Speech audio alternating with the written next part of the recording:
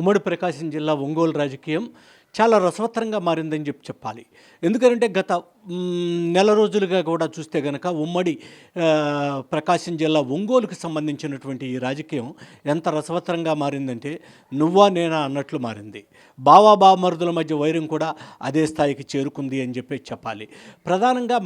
ప్రధానంగా కనుక చూస్తే బాలినేని శ్రీనివాస్ అతని బావ వైవి సుబ్బారెడ్డి మధ్య ఉన్నటువంటి వైరం మాత్రం ఈ ఒంగోలు రాజకీయాన్ని శాసిస్తుంది అని చెప్పాలి.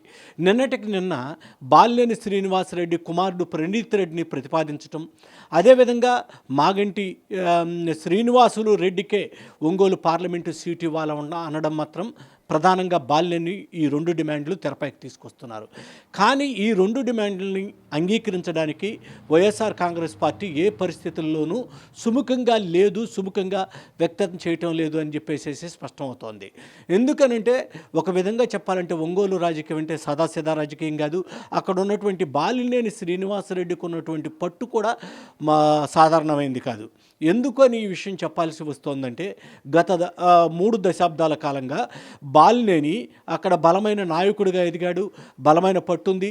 ప్రతి నియోజకవర్గం మీద బలమైన పట్టు సంపాదించుకున్నటువంటి బాలినేని ఇప్పుడు వైఎస్ఆర్ కాంగ్రెస్ పార్టీలో ఇప్పుడు పరిణామాలు కనుక ఈ 2024 ఎన్నికల పరిణామాలు చూస్తే ఒక విధంగా బాలినేని బలహీనపడ్డా, వైఎస్ఆర్ కాంగ్రెస్ పార్టీ ముందు బాలినేని చిత్తవుతున్నాడా అని చెప్పేసి కొంత అనుమానం అయితే మాత్రం స్పష్టంగా కలుగుతోంది. ఎందుకనంటే మనం చూస్తున్నాం ఈ వారం రోజులు బట్టి చూస్తే గనక వైఎస్ఆర్ కాంగ్రెస్ పార్టీకి సంబంధించి గనక ఇప్పటికి చూస్తే ఒంగోలు పార్లమెంట్కి సిట్టింగ్ ఎంపీ మాగుంట శ్రీనివాసరెడ్డి చాలా బలమైనటువంటి మెజార్టీతో ఒంగోలు నుంచి గెలవటం జరిగింది. అయితే వైఎస్ఆర్ కాంగ్రెస్ పార్టీ ఉద్దేశం ఏంటి? ఎక్కడ కూడా సిట్టింగులను ఉంచకూడదు, సిట్టింగులు మార్చాలి.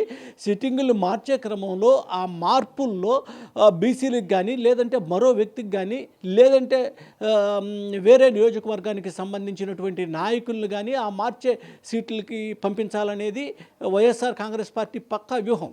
ఎందుకనంటే ఈ మార్పు దాదాపుగా ఇప్పటికి 69 సీట్లు ప్రకటిస్తే 59 సీట్ల వరకు ఇలాంటి మార్పులే జరిగాయి. సిట్టింగ్ ఎమ్మెల్యేలను కూడా మార్చారు. సిట్టింగ్ ఎమ్మెల్యేలకు అసలు సీట్ లేదని స్పష్టం చేసింది కొన్ని సందర్భాల్లో.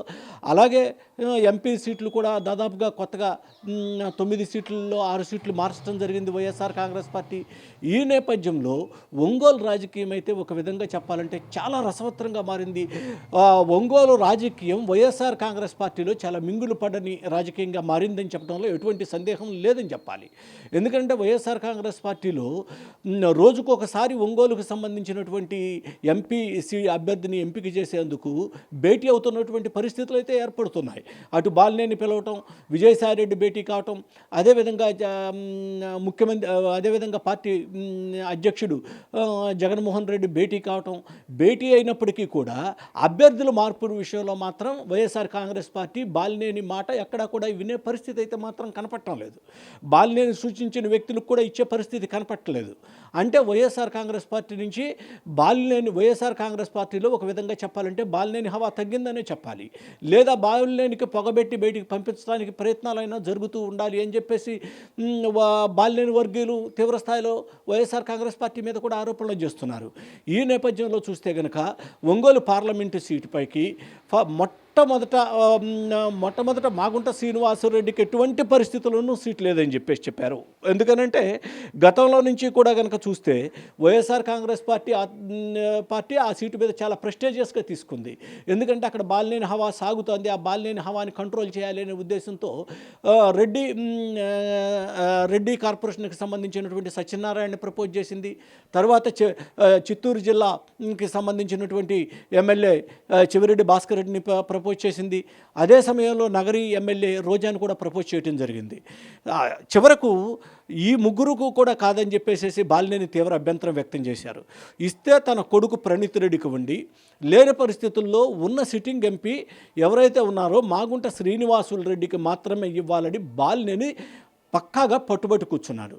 దీంతో ఒంగోలు రాజకీయం చాలా సీరియస్ అవుతుందని చెప్పేసి చెప్పాలి. రోజు రోజుకు మార్పు చెందుతుంది, సీరియస్ అవుతుంది అని చెప్పేసి చెప్పే విషయంలో ఎటువంటి సందేహం లేదు. ఇప్పుడు తాజాగా నిన్నట జరిగినటువంటి పరిణామాలు కనుక చూస్తే విజయసాయిరెడ్డి ఎవరైతే ఉన్నారో పార్టీకి సంబంధించినటువంటి విజయసాయిరెడ్డి బాలినేనికి ఫోన్ చేయటం జరిగింది. నిన్న ఉదయమే ఫోన్ చేయటం జరిగింది. ఎందుకు ఫోన్ చేశారు, బాలినేనికి ఫోన్ ఎందుకు వెళ్ళింది అని అంటే కనుక చాలా ఆసక్తికరమైన విషయాలు బయటకు వస్తున్నాయి.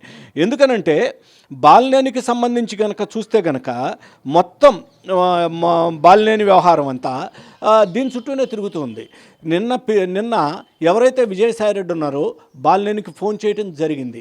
బాలినేనికి ఫోన్ చేసి బాలినేనికి నియోజకవర్గానికి సంబంధించినటువంటి ఇన్ఛార్జి బాధ్యతలు కూడా చెవిరెడ్డి భాస్కర్ రెడ్డికి అప్పగిస్తున్నాము అని చెప్పేసి బాలినేని శ్రీనివాసరెడ్డికి చాలా స్పష్టంగా చెప్పడం జరిగింది. అదేవిధంగా ఏదైతే ఒంగోలు ఎంపీ పరిధిలో ఉండి నెల్లూరు జిల్లాలో ఉన్నటువంటి కనిగిరి ఏదైతే అసెంబ్లీ సీట్లు ఉన్నాయో 2 సీట్లు, ఆ 2 సీట్లకి సంబంధించినటువంటి ఇన్ఛార్జిగా కూడా చెవిరెడ్డి భాస్కర్ రెడ్డిని మేము ప్రకటిస్తున్నామని చెప్పింది.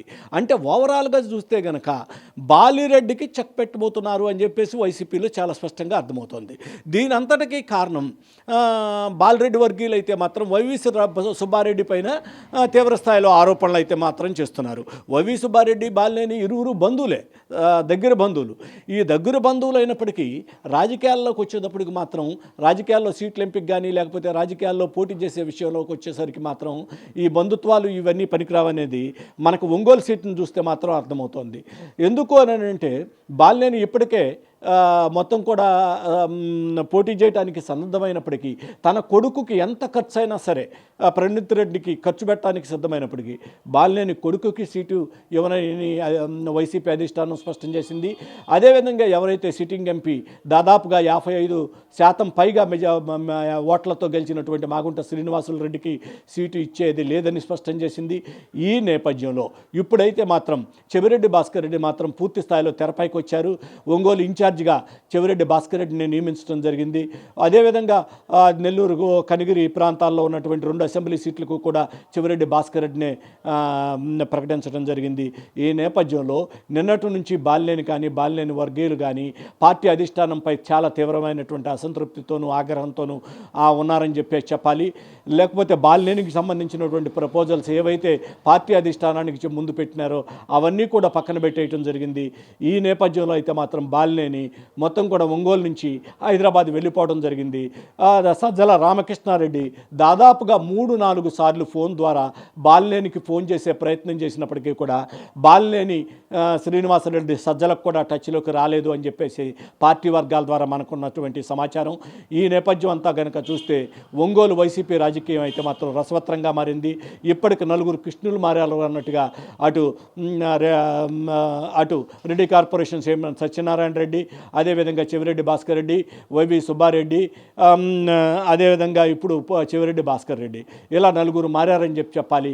చివరకు చెవిరెడ్డి భాస్కర్ రెడ్డి అయినా పోటీ చేస్తాడా, లేకపోతే రాబోయే రోజుల్లో వయా మీడియాగా మళ్ళీ ఏదైనా చర్చలు జరిగి వైవి సుబ్బారెడ్డి గతంలో పోటీ చేసినటువంటి వైవి సుబ్బారెడ్డిని మళ్ళీ తెరపైకి దించి బావమరుదులు ఇద్దరి మధ్య సయోధ్యను కుదిర్చే ప్రయత్నం చేస్తారా అనేది మాత్రం ఒక పార్టీ వర్గాల్లో అయితే మాత్రం తీవ్ర చర్చనీయాంశంగా అయితే మారిందని చెప్పాలి. ఒక విధంగా కనుక చూస్తే కనుక ఒంగోలు పార్లమెంటుకి సంబంధించినటువంటి రాజకీయం అయితే మాత్రం చాలా సీరియస్గా ఉందని చెప్పడంలో ఎటువంటి సందేశం లేదు.